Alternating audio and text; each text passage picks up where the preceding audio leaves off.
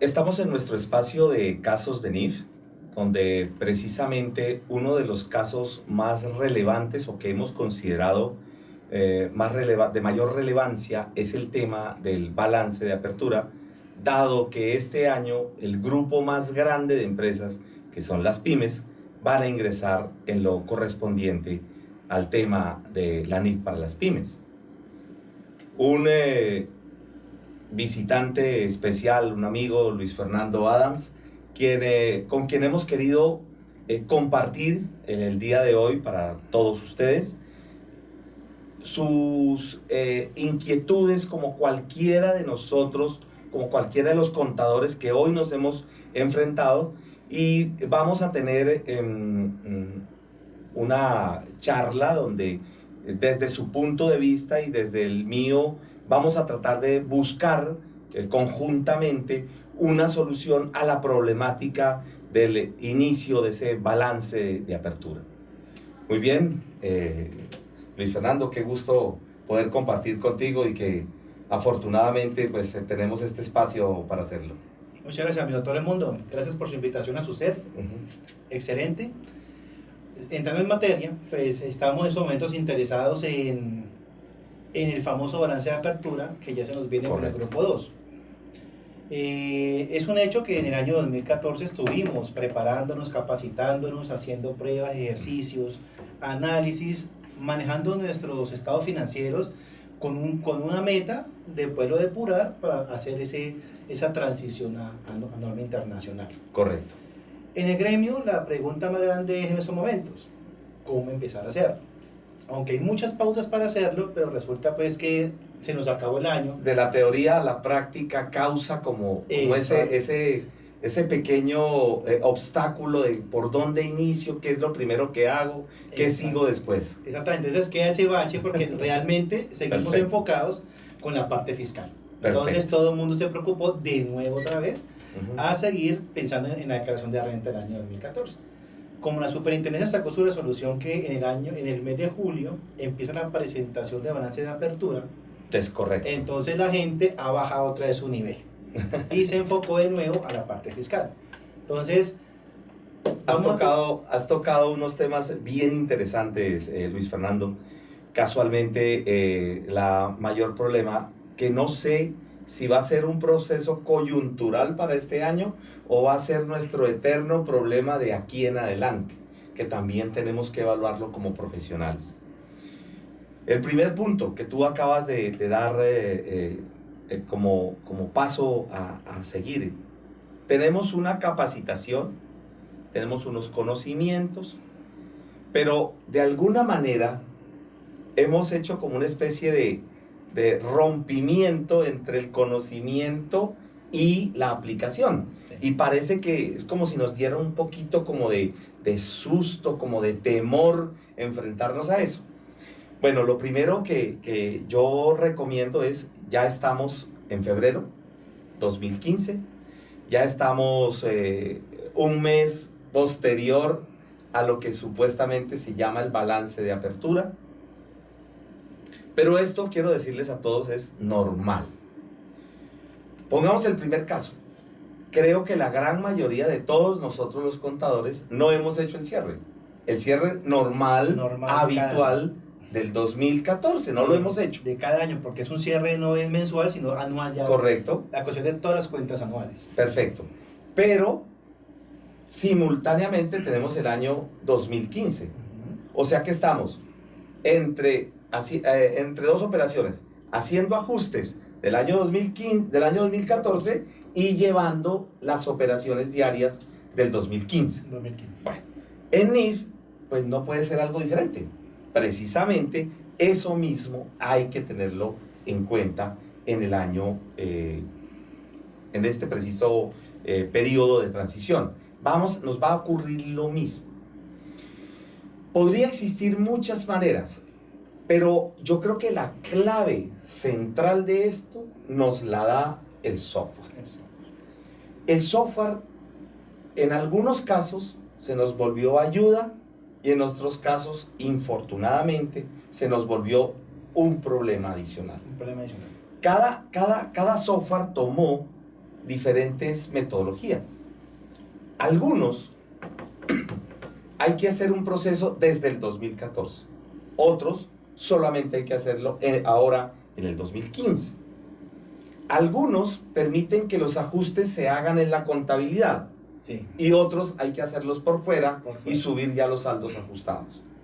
Eso quiere decir que el primer tópico que debemos tener en cuenta es cómo funciona mi programa para poder afrontar esta situación. Creo que eso es la primera situación. Mira que en muchas situaciones, todo el mundo esperaba pues que el auge de las cajas de software fuera en noviembre, diciembre, por el asunto del cambio de normatividad. Pero realmente las casas de software no estuvieron tan atareadas como pensábamos. Caso sigo, no hubo tanta persistencia en la capacitación de NIF. Ellos ayudaron con unos videos. Seguro también apenas en noviembre sacó su aplicativo a norma internacional. Tampoco han tenido una serie de cuello de botella en su implementación porque la gente no estaba todavía como en ese enfoque, ¿sí? He tenido la posibilidad de manejar en estos momentos uno de los software y precisamente tengo la opción de activarlo o no activarlo, pero en el momento el temor es activarlo, ¿no? Porque ya empezamos en enero pues a contabilizar normalmente y venimos con rezago del 2014, que la mentalidad todavía pues no está completa. Entonces, si lo activo en estos momentos, me voy a empezar a manejar, siguiendo manejar el mismo 2649 en el 2015. Y entonces toca esa información es empezar a filtrar, ¿no? Correcto. Entonces tenemos esa opción, pero no existe todavía como esa seguridad de hacerlo. Todavía está ese temor de activo o no activo ese módulo. Entonces, ¿por qué? Porque recordemos que tenemos que hacer un trabajo con activos fijos, con cartera, ¿sí? Y diferentes otros tópicos. Propiedad, planta, equipo, que más de uno, como ya estamos en febrero, como usted lo decía, ya más de uno ejecuta la depreciación normalmente del proceso de enero. Posiblemente, y su manera local. Y en su manera local. Entonces, pero todavía no han hecho la tarea de decir, bueno, ese activo realmente son esos 3 años o los 20 años que realmente podría ser. Ahí nace el segundo tópico, Luis Fernando, precisamente. ¿Cuál es el segundo tópico? El segundo tópico es yo cómo trabajo mis operaciones diarias. Entonces ya tenemos un primer tópico que es saber cómo trabaja mi programa, mi balance de apertura. Y el segundo tópico es cómo voy a trabajar esas operaciones diarias para poder hacer lo que tú mencionas. ¿Cuál? Activar las operaciones. Si el programa me lo va a hacer retroactivo, si lo va a hacer a partir del día que activo, todo eso hay que tenerlo en cuenta porque, quiero insistir, cada casa de software tomó una decisión pues personal y totalmente entendible. Frente a lo que tú mencionas de casos puntuales, lógico, lamentablemente los contadores vivimos por el cúmulo de trabajo que manejamos y que somos, digamos que ya expertos en apagar incendios. Entonces estamos haciendo tantas cosas simultáneamente que a veces no nos queda mucho tiempo para planear. Y como las empresas también, infortunadamente, no le prestan demasiada atención a las áreas contables, tienen un número reducido de personas en las áreas contables y entonces no queda tampoco mucho tiempo para ejecutar esto. Pero bueno, eso, como diría un muy querido amigo, es la problemática. Ahora busquémosle la solucionática para poder encontrar qué vamos a hacer. Entonces, ya tenemos 2 tópicos que no depende de nosotros, sino que depende de un tercero, que es nuestro proveedor de software. Una vez solucionado eso, saber cómo arranco y a partir de qué momento el sistema empieza o si lo hace retroactivo, ya nos permite a nosotros varias cosas e instauramos el tercer elemento. El tercer elemento es que vamos a estar haciendo, número 1, ajustes al 2014 y número 2, el movimiento diario del 2015. ¿Por qué del 2014? Porque es la materia prima para el balance de apertura que aquí en Colombia lo hemos llamado ESFA. Ahora a todo le ponemos sigla, entonces ahora es el ESFA. Entonces el ESFA, que es el estado de situación financiera de apertura. Ese ESFA lo vamos a manejar basado en la información que nos quede a 31 de diciembre. y solamente sobre activos pasivos. El patrimonio saldría como la contrapartida de cualquier ajuste que haga a un activo o a un pasivo, bien sea que ingrese, bien sea que salga. Que eso supuestamente lo debemos tener claro, pero ahora vamos a colocar algunos tópicos en ese sentido. Lo segundo son las operaciones diarias. En las operaciones diarias creo que es donde mayor problema vamos a tener. Primero, unos problemas muy simples, posiblemente el sistema venga para que el caso que tú mencionabas, ya depreciamos el local y el sistema nos permita a nosotros, bueno, si me faltó la de NIF, ¿cómo hago para depreciar solo en NIF sin que me toque local? Y hacerlo eso. Bueno, eso también lo estableció el gobierno, ya te busco el decreto específicamente, correspondiente a lo que es el manejo de este año de transición. Importantísimo porque el gobierno estableció un decreto 2549, es el de la contabilidad, ya lo voy a buscar en ese sentido.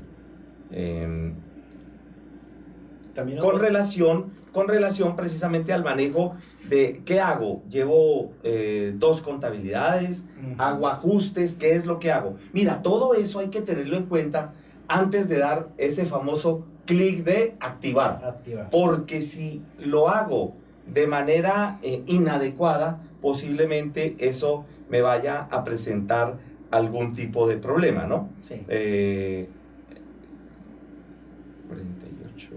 Igual los activos que se van a, digamos que ya se hizo el primer paso de la depresión normalmente en enero. Sí. Hay algunos activos que han tenido un ajuste en aumento o disminución de su valor.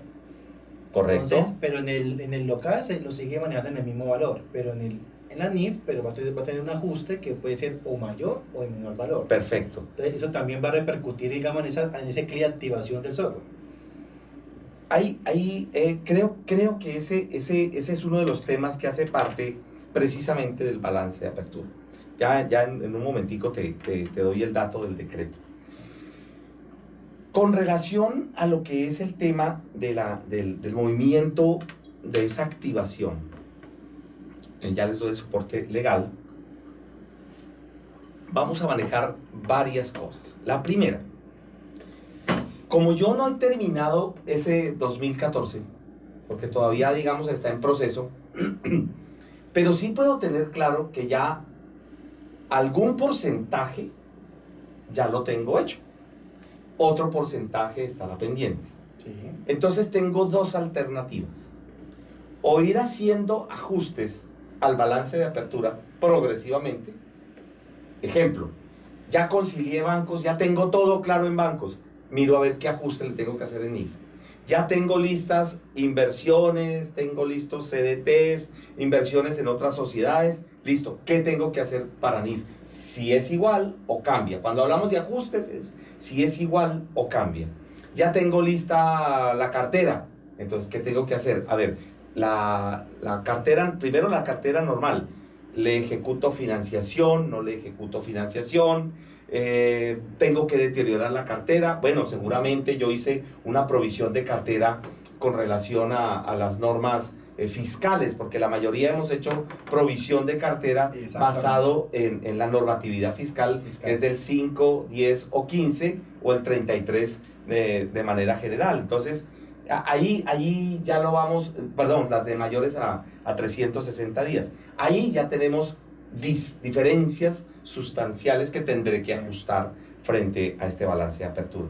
Entonces, basándonos en lo que vamos diciendo, un punto 3 para no que tiene que ver con el balance de apertura, sino con las operaciones diarias, y esa activación es los procedimientos que tiene la empresa. Posiblemente en el programa sea muy sencillo, active y el sistema empieza a trabajar común y corriente. Pero podemos tener procedimientos que generen dificultades. Quiero compartir contigo, por ejemplo, el caso de las remisiones que yo hice en diciembre, que no pude facturar, pero que las facturé ahora en el 2015. En el 2015. Primera situación. Que lo más seguro es que las tengamos todos los que estamos en esta red. Y las hay. Segunda, posiblemente devoluciones de ventas ese es un que hice en el 2014, pero que las estoy recién recibiendo en el 2015. Eso es un... Entonces, ¿hoy qué hago?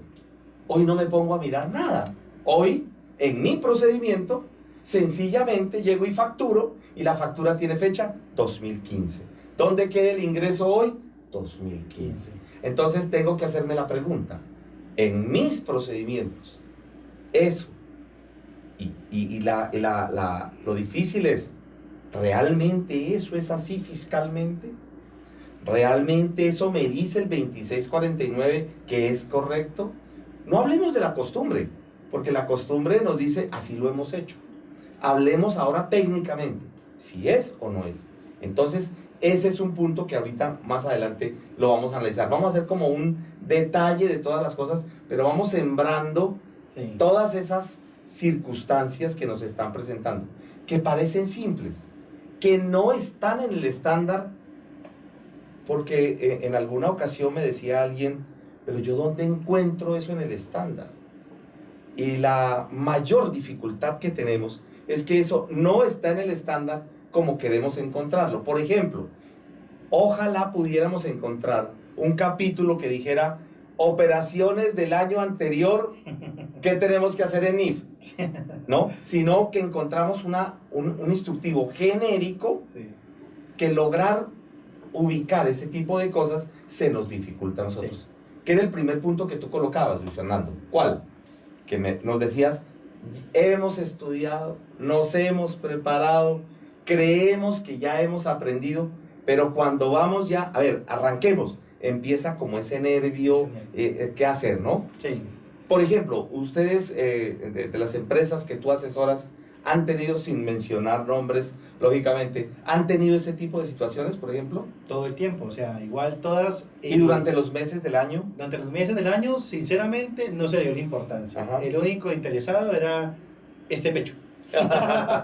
igual yo me encargué de capacitar mi grupo contable en lo que puede al alcance, pero siempre el enfoque de una gerencia o una dirección es pensando en la parte fiscal. Perfecto. Entonces, ¿qué se hicieron? O sea, se toman las tareas de evaluar activos fijos, evaluar las inversiones, un tema importante. Perfecto. Y un tópico de suma importancia para mí, y creo que para muchos de nuestros colegas, la cartera. La cartera, como se vuelve, tiene un cambio sustancial de que ya no es que cuando se vencía se quedaba la cartera ahí hasta que la gente pagara, hasta que se cobraran intereses de mora, y regularmente esos intereses de mora nunca los pagaban porque llegan a algún acuerdo de pago y se queda uno generando un IVA que nunca lo recuperó, ¿cierto? Entonces me he tomado pues una iniciativa en la compañía de empezar a crear como un control en esa parte. Quisiera compartirlo con ustedes si tengo su aprobación porque me interesa mucho ese tema. Yo estoy creando una serie de contratos entre el cliente y la empresa, donde pues citando la norma internacional en esos momentos que ya no se entenderá cartera vencida, sino ya deterioro de cartera, donde la compañía va a asumir una pérdida, entre comillas, en sus estados financieros. Y eso pues a cualquier gerencia que le vamos a tocar el tema de que está teniendo una pérdida por no dejar de recuperar, le va a doler. Ahí sí le va, porque antes era no cobren intereses, pero ahorita es, vea, usted perdió en el mes tanta plata por no cobrar a tiempo. Ahí sí ya se va a ver un impacto bastante fuerte, donde decir, ¿cómo así que estamos perdiendo tanta plata? Y en intereses se recuperará alguna parte, pero en sí ya sería manejado como otros ingresos, no es recuperación de cartera como tal. Correcto. Sí, entonces esos son los tópicos que uno estaba haciendo. Igual, y para tomando el tema, pues siempre el enfoque, lamentablemente nuestra dirección y nuestra gerencia siempre es tributario, siempre es con el enfoque fiscal. La pregunta que han hecho a todo contador en diciembre, ¿cuánto vamos a declarar de renta? No están preguntando, ya empezamos la implementación en NIF, ¿cómo estamos con el balance de apertura? Sino, o no quiero pagar renta este año, llegando pues a casos extremos. Esas son las preguntas que recibimos nosotros como contadores. Entonces vemos como no hay como ese feeling entre la gerencia y el contador que estemos andando a un mismo horizonte. La gerencia ve esta parte como un gasto más, como si fuera una obligación. Como si fuera un medio magnético más, porque es que ellos pensarán que fue de 1 o 2 meses, cuando realmente es un trabajo de ahora en adelante que ya es establecido, y en Colombia es por obligación, en diferencia de otros países. Ahora que mencionas esto, te doy el soporte técnico. Para nuestro país, en Colombia, el decreto 2548, importantísimo que lo tengamos en cuenta, que es el decreto 2548 del año 2014.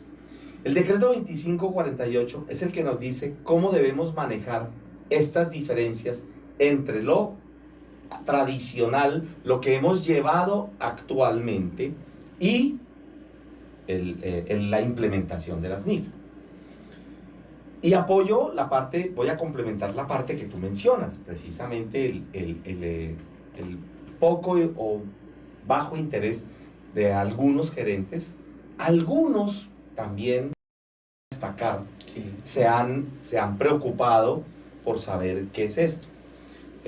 Al menos en el caso personal, creo haber contado con unos excelentes clientes donde de alguna manera hemos logrado transmitir este tipo de situaciones.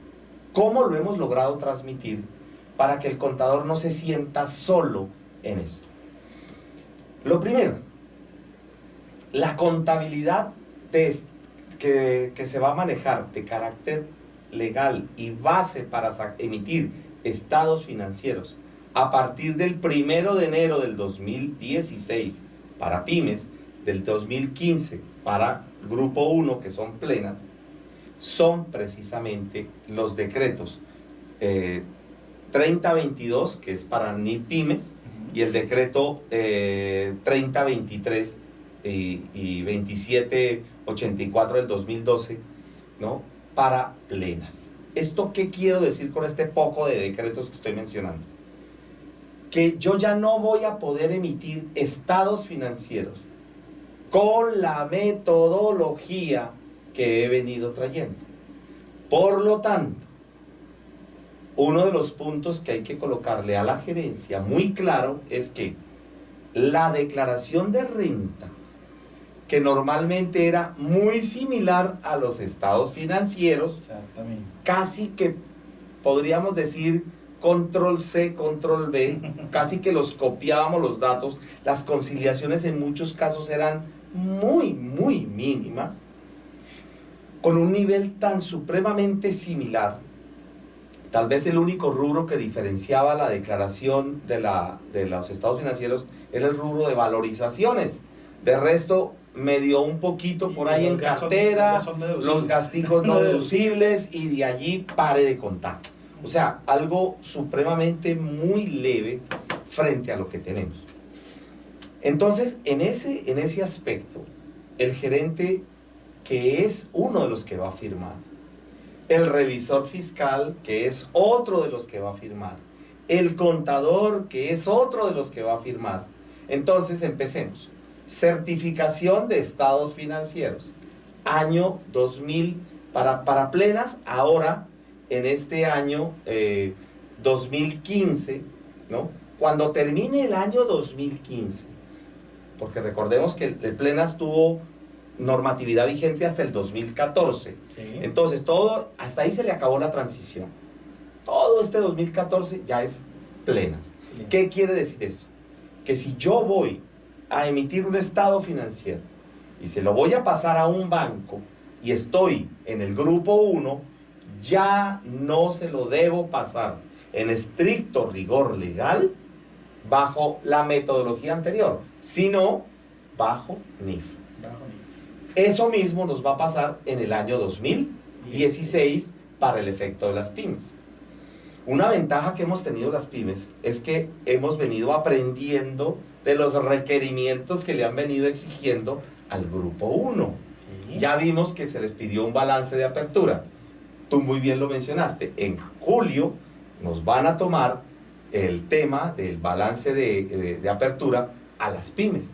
Y a plenas el seguimiento de lo que hicieron a los del grupo 1, de lo que hicieron el año anterior.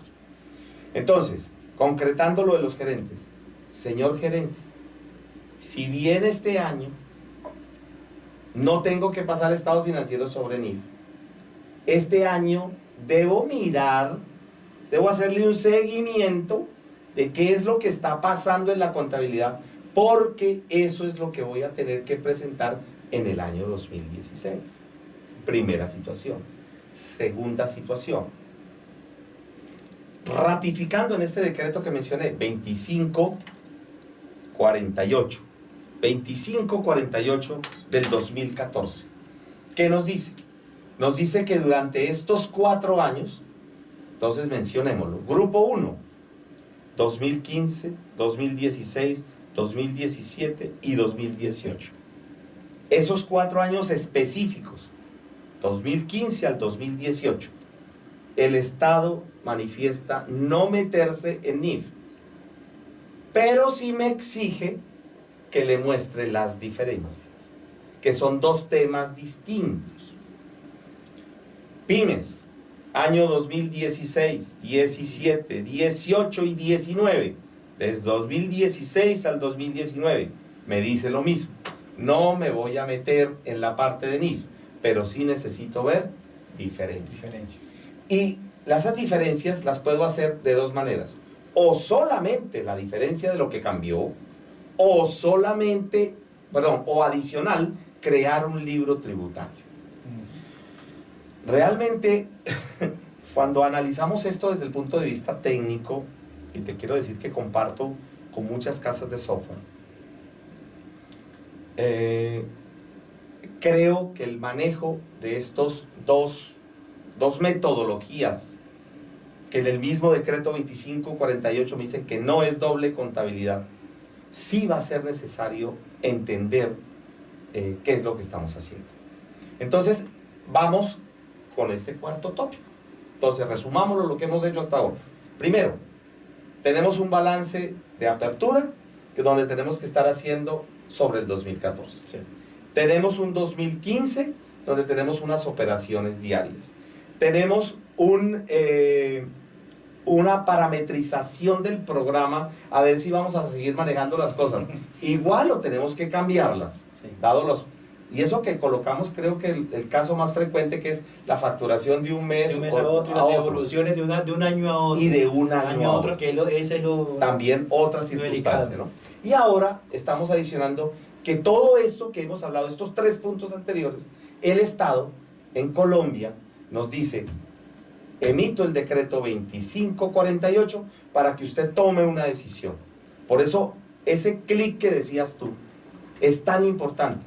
Entonces, en conclusión, le tendré que decir a la primera parte de los convocados a este tema, estos contadores, ahora, ¿cómo vamos a manejar? Entonces, conclusión de esta primera gran parte de nuestro tema es: vamos a tener que sentarnos con nuestra casa de software. Sí. Si ya lo he hecho, fabuloso. Excelente. Pero si no lo he hecho, el primer punto es: mire, señores, casa de software, tengo mi balance en un 90, 80, 99, el porcentaje que sea, ya lo tengo casi listo. Sí. ¿Activo NIF? ¿No activo NIF? ¿Qué hago? O sea, ¿inicio o no inicio?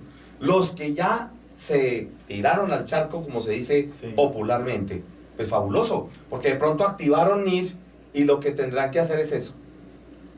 Preguntas a la casa de software, pongámoslas. ¿Tengo que hacer el balance de apertura por fuera y después lo incluyo?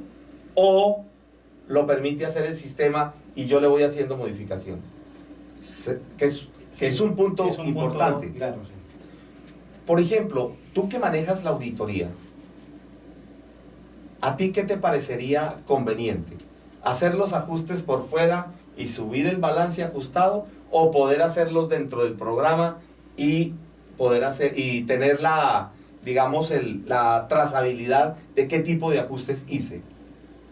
Para mí, o sea, lo más correcto es dentro del programa. Comparto contigo esa parte. Dentro del programa, porque si no sería un trabajo adicional de hacerlo por fuera, subir y después conciliar. Entonces se vuelve un trabajo adicional.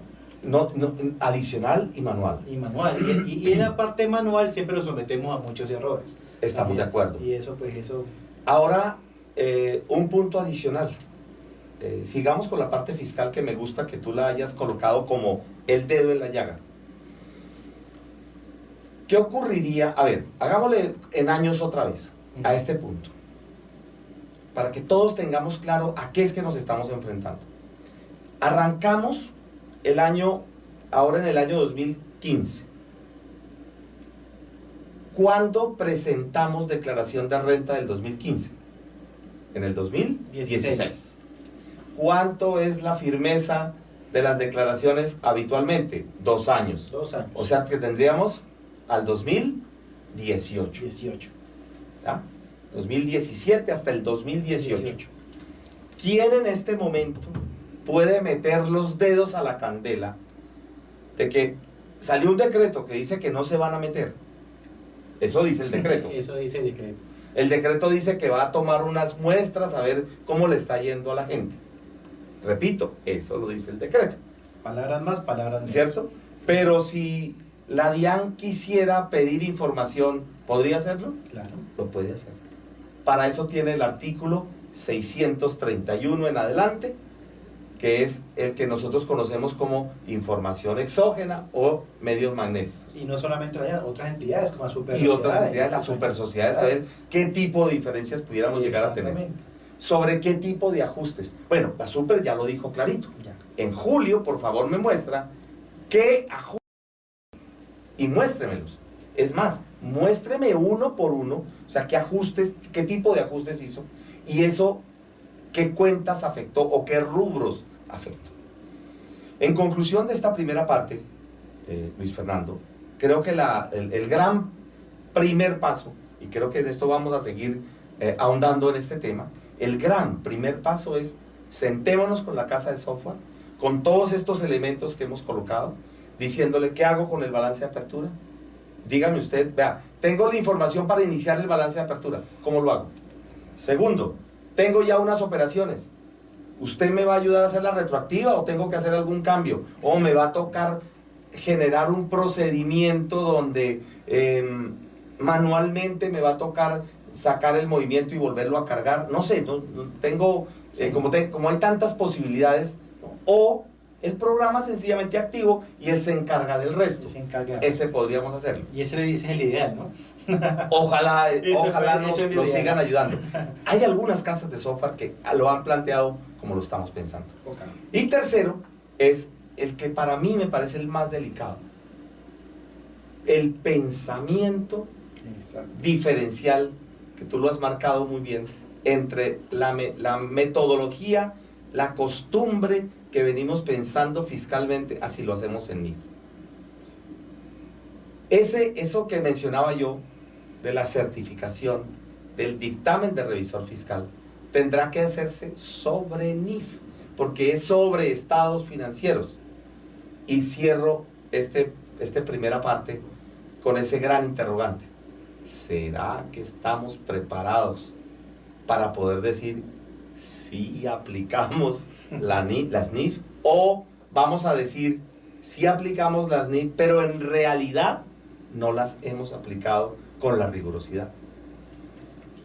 Próximamente estoy traduciendo, ha sido un poco, el inicio de año ha sido muy atareado, pero estoy traduciendo un texto que a nivel mundial está girando, porque el problema no es Colombia, el problema es mundial, y se llama La ética de la mentira, que me ha llamado poderosamente la atención, y está dirigida precisamente a todos nosotros, a los preparadores de información. ¿Por qué la llamaron la ética de la mentira? Porque decimos que ejecutamos unas labores, pero cuando ya nos vamos al interior de las empresas, eso no es verdad. Por eso lo han llamado la ética de la mentira. Es un texto que está girando a nivel mundial, un documento, no es muy largo tampoco, pero que yo aspiro, ojalá, hacerlo cuanto antes, porque a pesar de que me ha encantado, pero quiero hacer un comentario sobre ese documento. Si lo pueden encontrar se llama The Ethics of Laying. Es un documento que me ha parecido que pone otro punto en lo que corresponde al tema, en este caso, propicio para las NIF. Muy bien, vamos a hacer en este momento un espacio y ya dentro de unos instantes regresamos.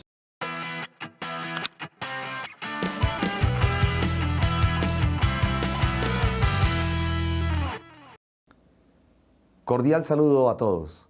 Mi nombre, Edmundo Flores.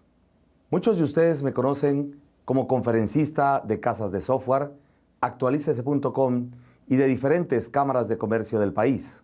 Ahora deseo presentarles mi empresa, Business and Legal Advisories, BLA Limitada. BLA Limitada lleva más de 14 años en el mercado, realizando consultorías en las áreas financieras y tributarias. En los últimos años nos hemos especializado en los estándares internacionales de información financiera NIF y IFRS. Gracias a esta experiencia, hemos obtenido la acreditación de la Asociación Internacional de Contadores ACCA, con quienes hemos emprendido el proyecto aprendenif.com. En aprendenif.com podrás certificarte en los estándares internacionales de información financiera, tanto plenas como para pymes, al igual que en los estándares internacionales de auditoría y aseguramiento de la información. En aprendenif.com encontrarás herramientas metodológicas para que entiendas las NIF. Te esperamos en aprendenif.com.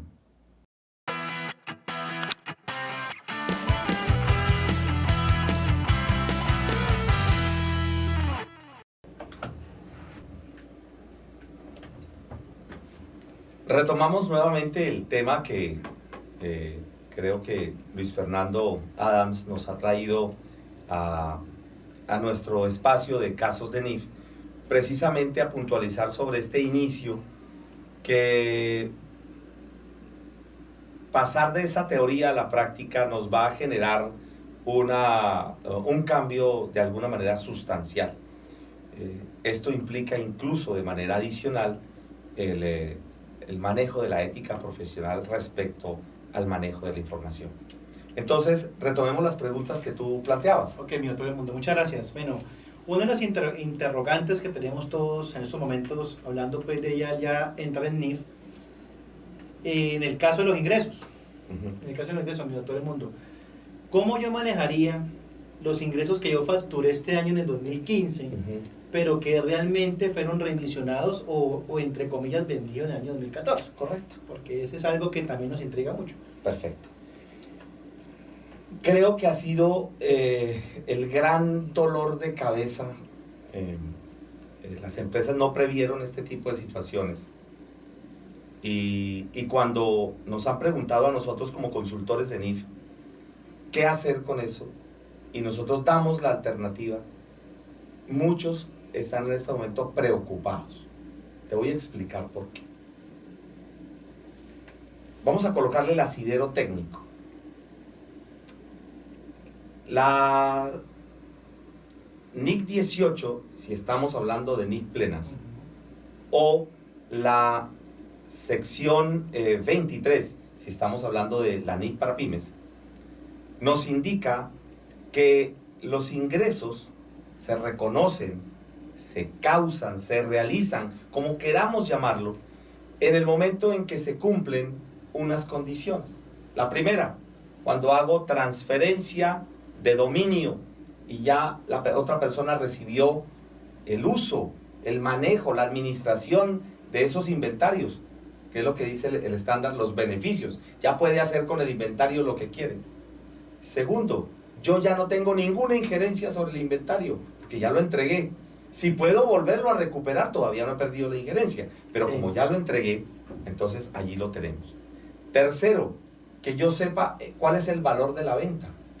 Yo creo que nadie está entregando un inventario si no sabe cuánto es el valor de venta. Sí, exactamente. Sería ilógico. Ilógico, perfectamente.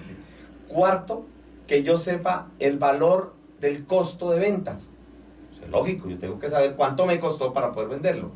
Y quinto, que haya la probabilidad, mira la palabra que utiliza el estándar, la probabilidad de que yo vaya a recibir beneficios, no necesariamente de que lo facture, no necesariamente de que lo cobre, no necesariamente de que recaude, no, la probabilidad de que yo voy a tener, que es lo lógico, ¿no? Lo más seguro es que yo lo voy a facturar, lo voy a vender y lo voy a recaudar por esa venta.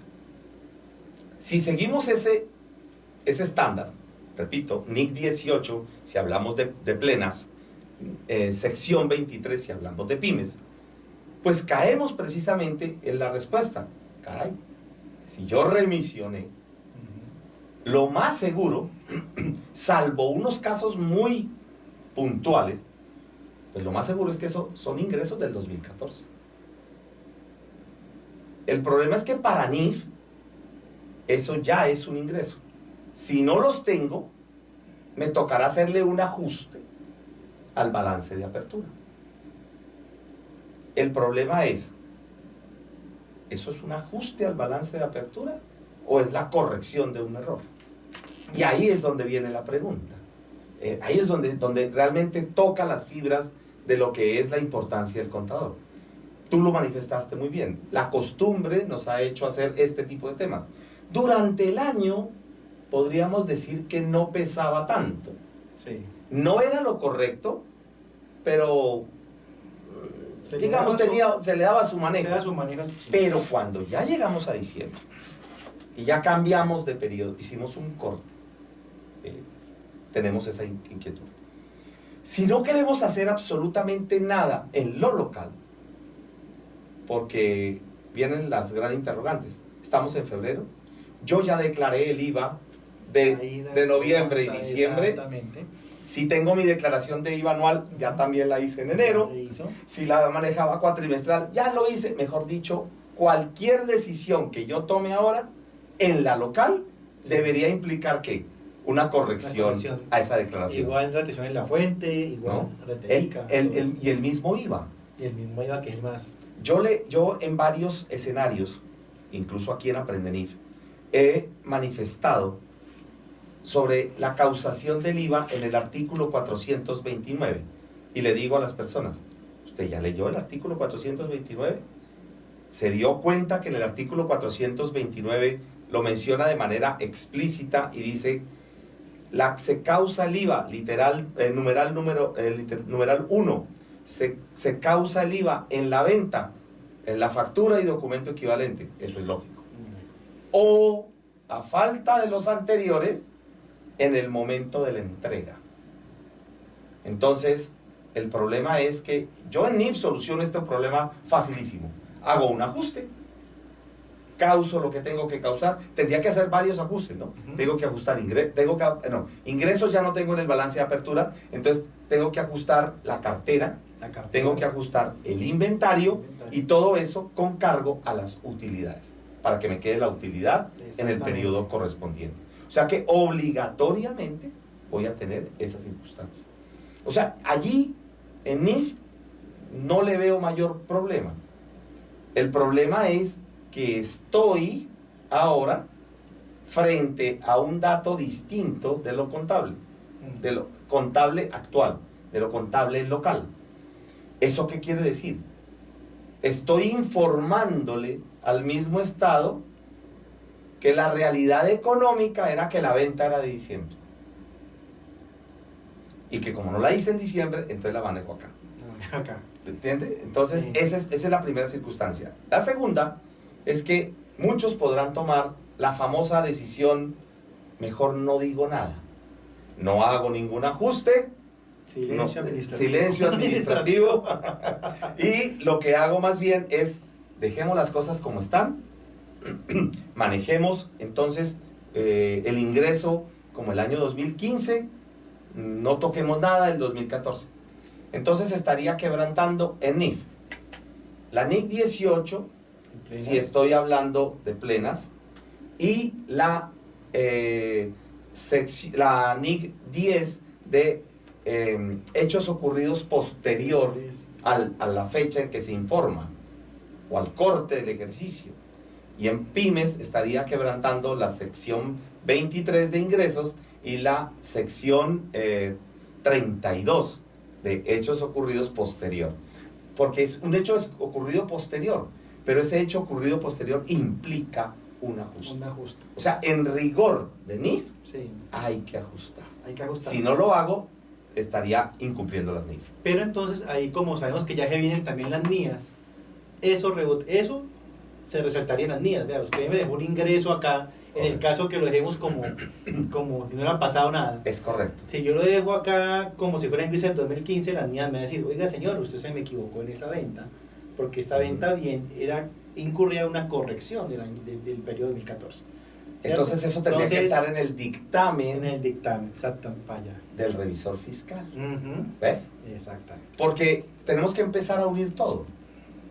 Sí. Y yo te aseguro que para un comerciante, para un gerente, le va a interesar que esa venta quede en el 2014. Claro. Porque va a mejorar Claro. sus resultados, su situación financiera. Exacto. ¿No? Entonces, la NIF primero lo permite.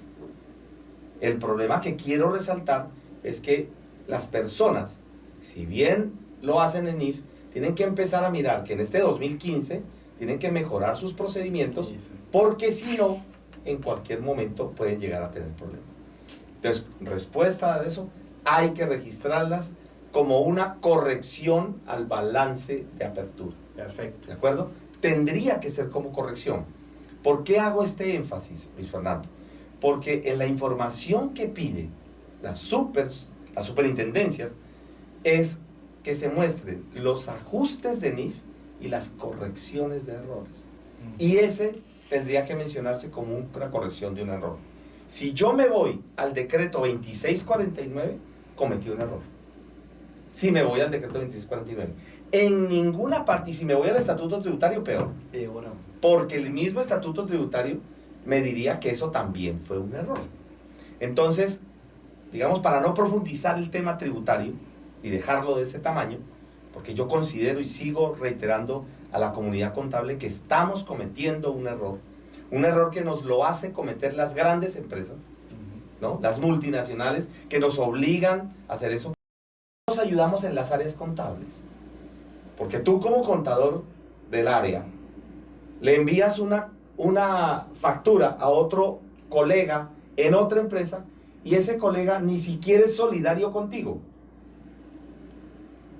Después de N días posteriores, te devuelve la remisión, la factura, perdón. O sea, ni siquiera es solidario contigo y piensa, hombre, si yo devuelvo esta factura, el daño que le hago a mi colega. Sí. Entonces, eso creo que en algún momento tendremos que ser, personalmente considero, más unidos entre tener un mayor colegaje para poder todos ayudarnos mutuamente. Claro. Y no cerrarnos a la banda. Aquí se cierra tal día y el que no trajo la factura, entonces ya no hay nada que hacer, y si la radicó, usted mirará qué hace, porque ese es el problema suyo, sí, porque ahora resulta que lamentablemente eso es lo que ha perjudicado la información. Sí. Entonces ya vimos ahí el tema del ingreso. Ese es el caso de los ingresos, ¿no? Ajá. Ahora eso suscita otra pregunta, ¿cierto? Que es también preocupante en el manejo de las devoluciones. Las devoluciones. Que sean en el mismo hecho, o sea, sean de un año y se reporten en el siguiente año. Correcto. El tema de devoluciones es un tema curiosísimo. Nosotros lo hemos analizado y hemos pensado lo siguiente en nuestra conclusión. Aplicando la sección 32 de pymes o la NIC 10 de plenas, nos hemos, al interpretarlas, al analizarlas juiciosamente, hemos llegado a la siguiente conclusión. Está ocurriendo un hecho en enero. La pregunta es, ¿ese hecho de enero me debe afectar los saldos del 31 de diciembre? Y la gran respuesta a la que hemos llegado es que sí. ¿Por qué? Las devoluciones, afectan, número 1, los ingresos.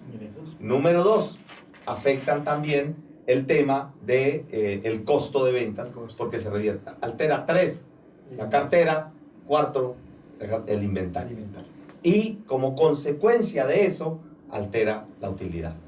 O sea, 5 tópicos de los estados financieros que se ven alterados por ese tipo de situaciones. En estricto rigor de este tema, definitivamente eso hace parte de una corrección de los saldos del año anterior. O sea que deberíamos involucrarlos en ese sentido. De esa manera, nos va a tocar a nosotros ser un poco más acuciosos. Es curiosísimo que la gente devuelve muchas veces en febrero cosas del año anterior. Y los comerciantes, para no perder su cliente, le aceptan la totalidad de las cosas. Es que hay una especie de riña.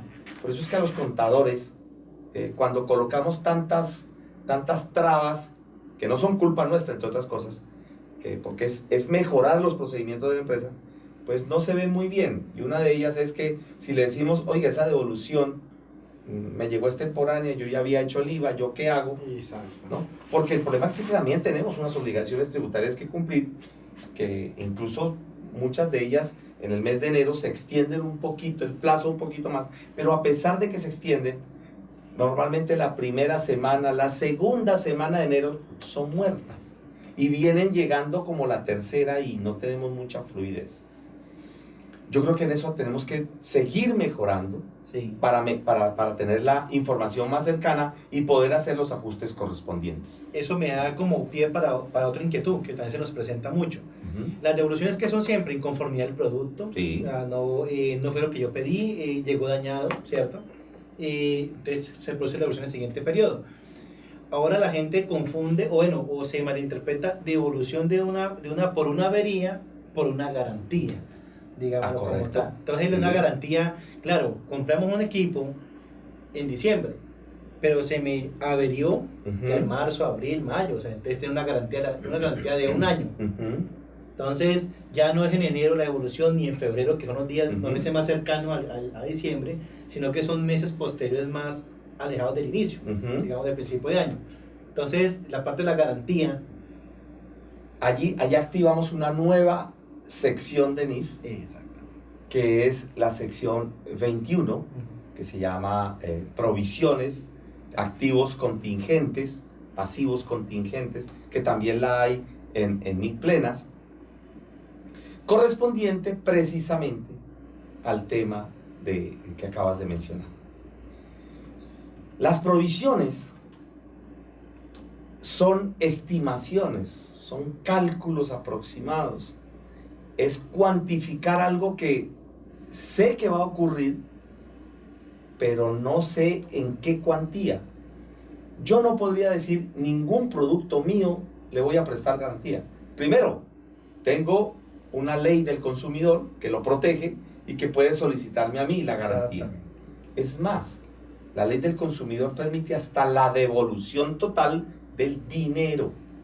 Pero mira que la devolución del dinero se va vía provisión de garantías, no devolución, anulación de los ingresos. El ingreso es ingreso, el costo de ventas es costo de ventas, pero otra cosa es la devolución del dinero por una garantía. Tú has tocado otro tema importante. Ese tema es importante. Mira cómo al empezar a estructurar financieramente el tema de NIF, empiezan a surgir cosas que posiblemente no las pensábamos de una manera adecuada, sino que el mismo estándar te va guiando para que las estructures de otra manera.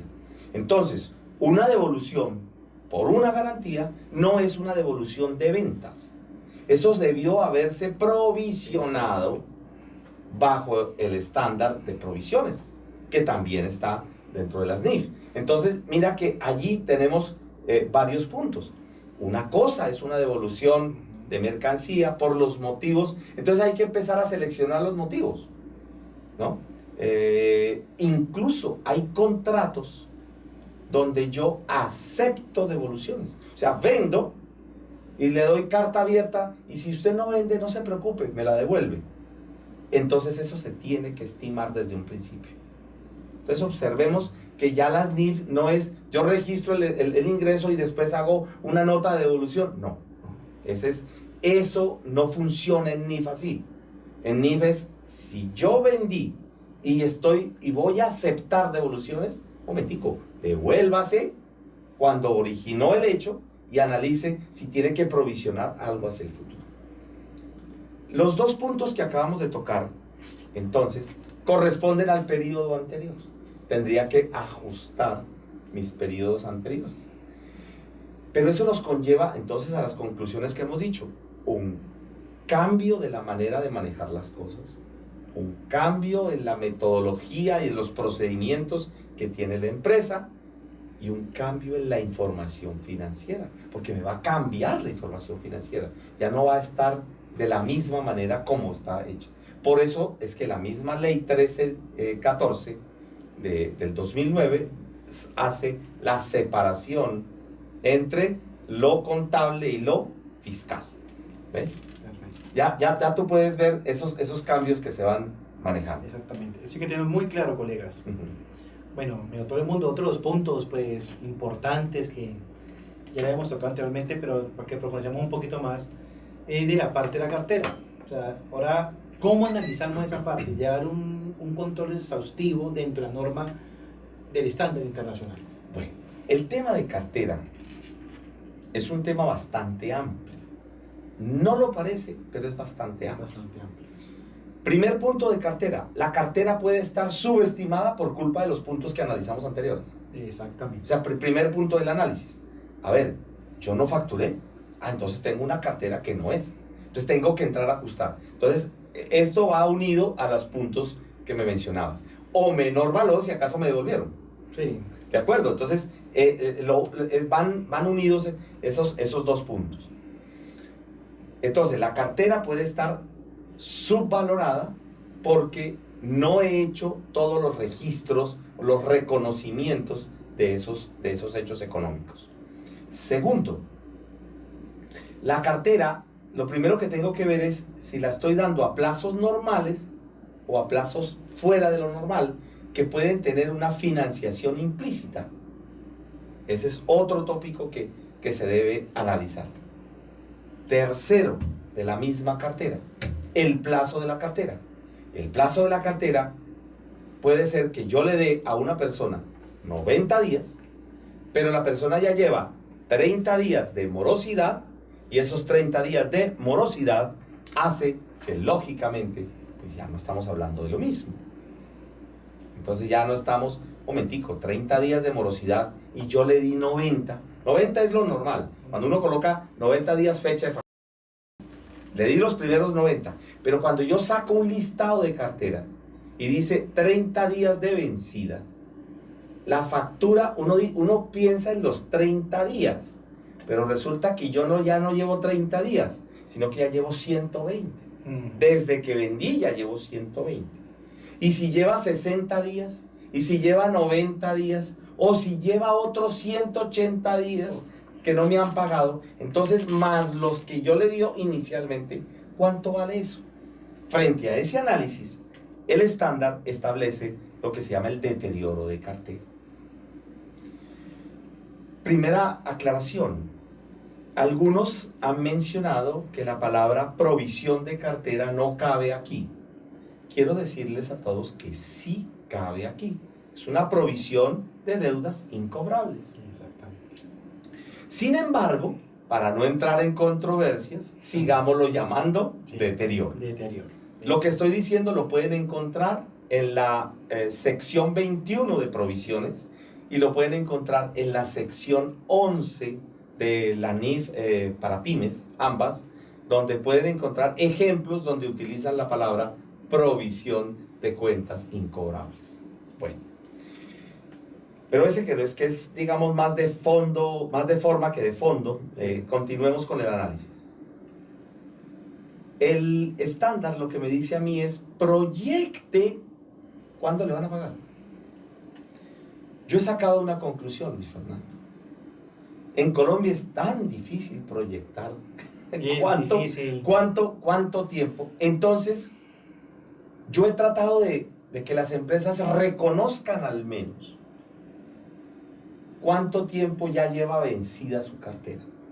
Creo que es lo mínimo que debería la entidad establecer en sus estados, al corte del 31 de diciembre de cada año. Al menos, bueno, ¿cuánto fue el dinero equivalente frente a ese atraso? Eso se hace con una fórmula de valor presente, ¿no? Y donde establezco la diferencia entre el valor que yo tengo, que voy a recibir, y el valor equivalente a su valor presente. Entonces eso sería el deterioro. Vamos a ver por qué yo sugiero eso. Lo sugiero porque en estricto rigor del estándar tendríamos que hacer este análisis. Yo vendí el día 1. En el día 90 la persona me debió pagar. Si no me pagó en el día 90, el día 90 debería recalcular cuánto tiempo se me va a demorar la persona y estimar que la persona se me va a demorar 35, 40 días adicionales para poder calcular el valor presente. Entonces allí podemos tener en cuenta de que eso es lo que deberíamos hacer. Pero lamentablemente, como es tan difícil prever cuántos días se van a estimar, entonces al menos al corte del ejercicio estimar eso que debía haber hecho N días atrás, pero al menos registrarlo a diciembre 31, porque todavía no sé que a diciembre 31 me lo van a pagar. Ese es uno de los puntos. Incluso en algunos casos, algunos clientes han pedido que le proyecte del corte del 31 de diciembre 30 días más. Y la pregunta es muy lógica. Yo diría, ¿por qué hago eso? Muy fácil. 30 días más es porque enero es un mes muy bajo en recaudos. Exactamente. Como tú puedes observar, Luis Fernando, los temas del balance de apertura, que tú has tocado los más frecuentes, podríamos tener muchísimos más, pero queremos, ojalá para una próxima sesión, seguir comentando este tipo de eventos y de situaciones para poder compartirlas con la comunidad contable. De todas maneras, muchas gracias, Luis Fernando, por habernos acompañado y esperamos que todos nuestros colegas que nos ven nos sigan consultando y sigamos aprovechando este tipo de temas. Y a todo el mundo, muchas gracias por su invitación. Muy amable, Luis Fernando. Muy gentil. Gracias a todos.